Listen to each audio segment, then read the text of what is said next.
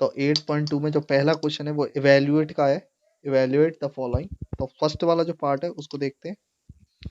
First वाला point बहुत ही ज़्यादा इजी है, साइन 60 कॉस 30 और साइन 30 कॉस 60, फर्स्ट पार्ट। उसके बाद जो फर्स्ट पार्ट है इसको सॉल्व करते हैं। उसके बाद चलो मैं दूसरे का भी क्वेश्चन ही उतार लेता हूँ। 2 tan square 2 tan square 45 degree plus cos square 30 degree minus sine square 60 degree. अब मैं देखता हूँ पहले, तो साइन 60 की वैल्यू कितनी होती है? तो साइन 60 की वैल्यू कितनी होती है? 1√3/2। अच्छा, कॉस 30 की वैल्यू कितनी होती है? वो भी √3/2 होती है। प्लस साइन 30 की वैल्यू कितनी होती है? 1/2। और कॉस 60 की वैल्यू कितनी होती है? 1/2। ये 3/4, ये 1/4 is equal to 4/4 equal to 1। ये पहले का आंसर हो गया।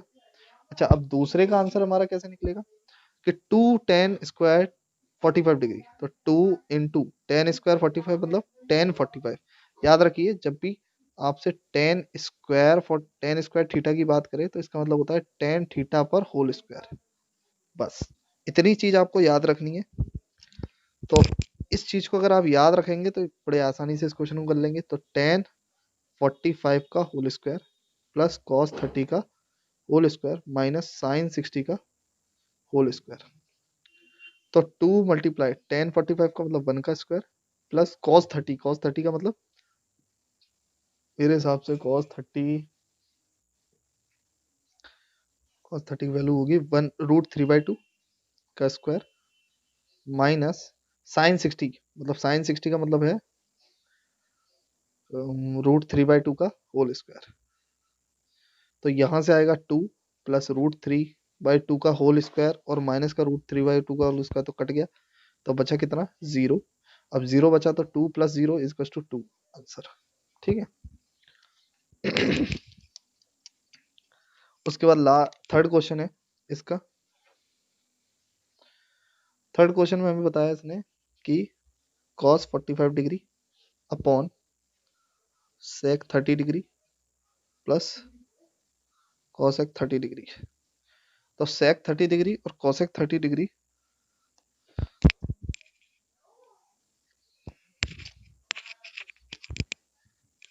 cos 30 डिग्री, तो सबसे पहले हमें वैल्यू डालनी पड़ेगी इसमें। तो मैंने डाली टेन cos 45। तो cos 45 की वैल्यू कितनी होती है? 1/√2 अपॉन sec 30 की वैल्यू, sec 30 किसका उल्टा होता है? cosec का। cosec 30 का, तो cosec 30 की वैल्यू कितनी होती है? cos 30 की वैल्यू, तो cos 30 की वैल्यू तुम्हारी होती है √3/2 √3/2। तो √3/2 का उल्टा क्या होगा? 2√3। करेक्ट। प्लस अब cosec 30 का वैल्यू, तो cosec 30 किसके उल्टा होता है? sin 30 का। और sin 30 की वैल्यू क्या होती है? 1/2। तो यहाँ पर आएगा 1/2। अब जब इसको सॉल्व करेंगे तो आएगा 1/√2 अपॉन इधर आएगा 2√3 अपॉन √3 की वैल्यू हटी तो 2 ऊपर गया 4 प्लस 2 की वैल्यू गई तो √3। अब एलसीएम ऊपर गया तो इसका वैल्यू क्या निकल के आएगा? 2√3 अपॉन 4 प्लस और 4 प्लस √3 और √2। तो हम यहीं पर इसको आंसर को छोड़ सकते हैं, चाहो तो ऑल भी सॉल्व कर सकते हो, पर इतना छोड़ दोगे तो आंसर करेक्ट होगा। ठीक है। अब तो मुझे इसको सॉल्व करना है, तो मैंने लिखा साइन 30 की वैल्यू 1/2 प्लस tan 45 1 और sec 60 मतलब साइन का 60 और साइन 60 होता है √3/2। तो यहाँ पर आएगा 2√3 माइन अपॉन sec 30 मतलब cos का 30 और cos का 30 क्या होता है? √3/2। उसका उल्टा क्या होगा? 2√3 प्लस cos 60 की वैल्यू कितनी होती है? साफ बताया 1/2। और cot 45 चाहे tan 45 हो, आंसर कितना रहता है? 1। तो हमको ये साफ दिख रहा है दोनों एक प्लस में एक माइनस में, तो एलसीएम लेना पड़ेगा। तो इधर एलसीएम लिया 2√3 ऊपर √3 प्लस 2√3 माइनस √3 से √3 गया, कितना आया यहाँ पर? 4। तो यहाँ से अपॉन नीचे भी आया 2√3, तो √3 से काटा, यहाँ पर 2, यहाँ पर 2 से काटा √3 और यहाँ पर 2√3। अब जब इसको सॉल्व किया ये तो इससे कैंसिल हो गया, यहाँ पर हो गया 3√3 - 4 और यहाँ पर हो गया 3√3 + 2। ठीक है, √3 और हाँ, तो यहाँ पर भी तो √3 और √3 कैंसिल हुआ तो 2 ऊपर पहुंचा, तो यहाँ पर भी क्या होगा 4 होगा, तो यहाँ पर भी क्या हो जाएगा 4 हो जाएगा। करेक्ट। तो अब एक माइनस का है और एक प्लस का है। ठीक है, तो अब ये सॉल्व कैसे होगा, तो एक काम करते हैं, कॉन्जुगेट का मल्टीप्लाई कर देते हैं, √3 -4 अपॉन 3√3 -4।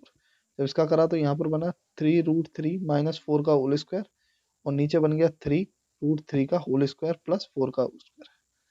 अच्छा, अब इसको जब तोड़ेंगे हम तो हमको मालूम है यहाँ पर क्या बचेगा हमारा, ए स्क्वायर मतलब √3 का होल स्क्वायर प्लस 4 का स्क्वायर -2 × 3√3 × 4 अपॉन यहाँ पर जब स्क्वायर करेंगे तो 9 × 3 + 16 इज इक्वल टू 27 + 16 माइनस 2 3 जा 6, 6 4 जा 24√3 अपॉन 9 3 27 + 16।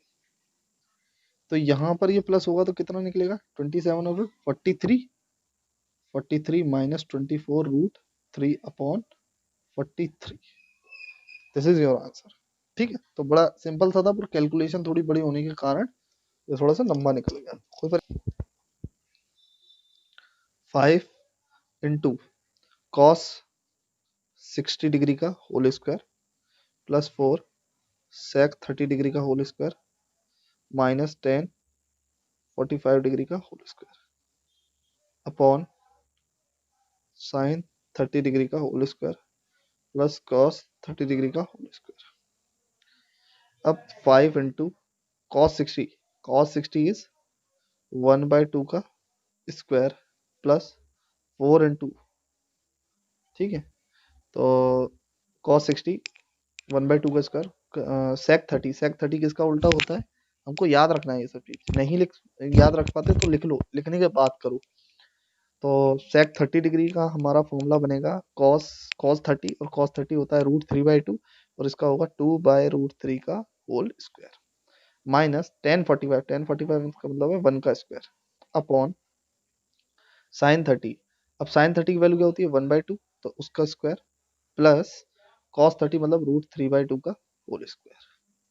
अब 5 × 1/4 प्लस 4 × 2 मतलब 2 × 2 और ये कितना होगा √3 × √3 -1 अपॉन यहाँ से होगा 1/4 प्लस √3 × √3 प्लस 2 × 2, तो यहाँ से होगा 5/4 प्लस 4 2 जा 8 8 2 16 अपॉन 3 -1 अपॉन 4 प्लस 1/4 प्लस 3/4। जब मैंने इसका एलसीएम लिया तो एलसीएम आया मेरा होती है 12, ऊपर दिया 4 3 5 15 प्लस 3 का दिया तो 48 64 माइनस 12 अपॉन 4 1 + 3, तो ये आया 79 -12 अपॉन 12 अपॉन 4 ये कैंसिल आउट हो गया, तो लास्ट में कितना बचा हमारा 79 से 67/12। This is your answer. First MCQ है हमारा 1 - tan square 45 degree. First question है 2 tan 30 degree upon 1 + tan square 30 degree. ठीक है, तो हम इसको सॉल्व करेंगे, देखते हैं पहले। तो हमको मालूम है 2 tan 30 की वैल्यू होती है 1/√3, फिर उसके बाद 1 + 1/√3 का होल स्क्वायर। जब मैंने इससे आगे सॉल्व किया इसको तो 2/√3 इक्वल्स टू 1 माइनस 1/3। एलसीएम दिया तो मैंने लिखा 2/√3 अपॉन 2 क्योंकि 3 का एलसीएम लोगे 3 माइनस 1 2 और 2/3। जब इसको नीचे लिया तो इसका आया आंसर 3 मल्टीप्लाई 2/2 मल्टीप्लाई √3। 2 से 2 कैंसिल, √3 से कितना आया √3, इससे इसको काटा √3 बार और √3 की वैल्यू होती है 1060 डिग्री। ठीक है, तो इसका आंसर कितना आया 1060। तो पहले वाले का आंसर है हमारा सी वाला, C point is correct answer. उसके बाद जब हम सेकंड वाले क्वेश्चन पे गए तो वहाँ लिखा है 1 माइनस 10 स्क्वायर 45 डिग्री और 1 प्लस 10 स्क्वायर 45 डिग्री। तो हमको साफ मालूम है 1 माइनस 10 स्क्वायर 45 मतलब 1 का स्क्वायर अपॉन 1 प्लस 1 का स्क्वायर।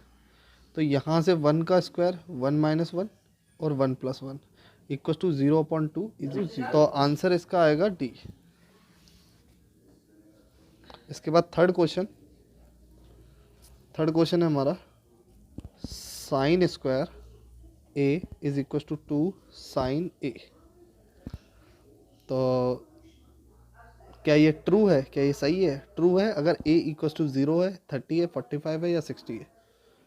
कब ये ट्रू होगा? तो मैंने a की वैल्यू a 0 डिग्री रख के देखूंगा पहले। तो sine square 0 is equal to 2 sine 0। तो साइन 0 क्या होता है? 0 का square is equal to 2 into 0। तो 0 इक्वल टू 0। तो पहले वाले का आंसर क्या होगा? फर्स्ट ही होगा, क्योंकि फिर तो उसके बाद तो सारे आंसर चेंज होंगे। तो इसका पहले का आंसर ए।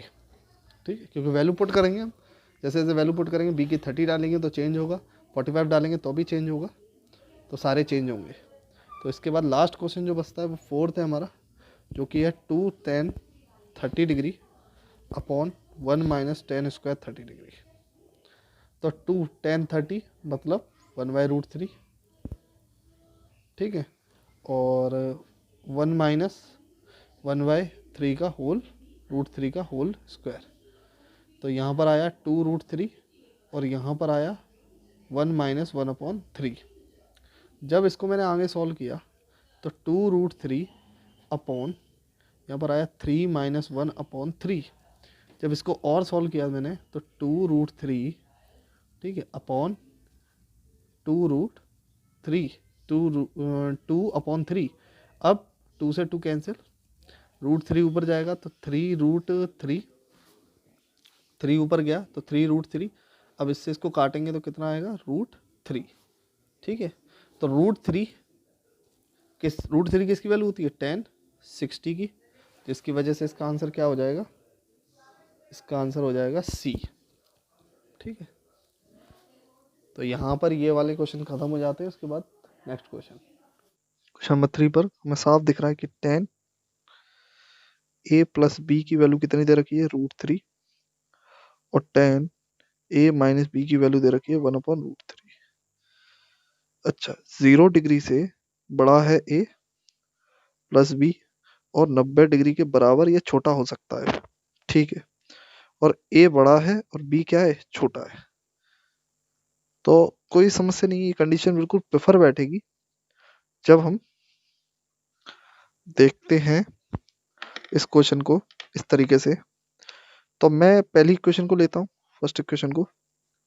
तो पहली इक्वेशन को लेता हूँ 10 a plus B is equal to √3। किसका वैल्यू हो सकती है 10 की, जो 0 से 90 के बीच में हो? तो 10 60 की, करेक्ट। तो a plus B is equal to 60 degree, because 10 से 10 कैंसिल। तो a equal to 60 degree. This is called second equation, या इसको फर्स्ट मानिए, इसको रहने दीजिए कोई इक्वेशन। तो इसको हमने फर्स्ट माना। देन इसको देखते हैं 10 a माइनस बी को इज इक्वल टू 1/√3। अच्छा, तो अब इसमें 10√3 में कौन सा होता है? a minus b is equal to 10 30 degree. और जब 10 30 डिग्री में हमने लिया तो 10 से 10 कैंसिल, तो a minus b is equal to 30 degree. This is called second equation. अब दोनों इक्वेशनों को जब देखा, इक्वेशन फर्स्ट एंड सेकंड, तो हमको क्या मिला? वी गेट कि इधर से क्या मिलेगा? a plus B is equal to 60 degree, और इधर से मैंने b की वैल्यू निकाल ली, तो b की वैल्यू कितनी होगी? 30 प्लस, नहीं, अच्छा, इसमें सेकंड इक्वेशन में से तो a प्लस बी और a minus b is equal to 30 degree. यहाँ माइनस खत्म, यहाँ प्लस, तो कितना हो गया? 2b। यहाँ पर माइनस कितना होगा? 30। तो b equal to 30/2 is equal to कितना रह गया इसमें? 15 डिग्री। जब b 15 हो गया तो पुट इक्वेशन थर्ड लगा लो इसमें, put value of equation third in equation first. तो we get a plus B is equal to 60 degree, तो a plus 15 degree is equal to 60 degree, तो a इक्वल टू 60 माइनस 15, तो a equal to 45 degree.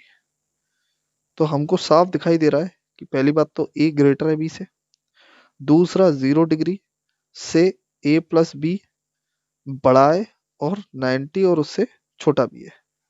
तो दोनों condition को follow कर रहा है, तो इसका आंसर क्या होगा? a equal to 45 degree and b equal to 15 degree.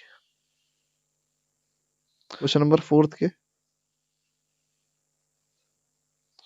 ये ट्रू है और फॉल्स है। तो फर्स्ट क्वेश्चन है हमारा कि sine a plus B is equal to sine a plus sine b. तो इसके वैसे तो मेरे हिसाब से फॉल्स है, पर मैं सॉल्व करूंगा इसको तब मैं पूरा फाइनली आंसर बताऊंगा। तो मुझको साफ दिख रहा है